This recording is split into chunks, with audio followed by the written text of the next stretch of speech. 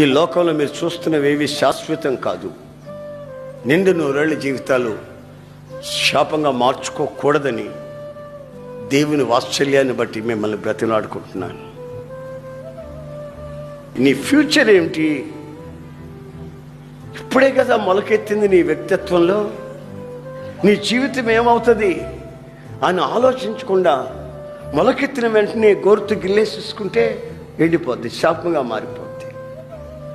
తగలబడిపోతే ఎలాగా? జీవితంలో ఎంతో మనం సుఖపడవలసింది, నెమ్మదిగా జీవించవలసింది, ఇతరులకు ఆదర్శంగా మార్చబడవలసింది, ఇతరుల్ని ప్రభువులోకి నడిపించవలసింది.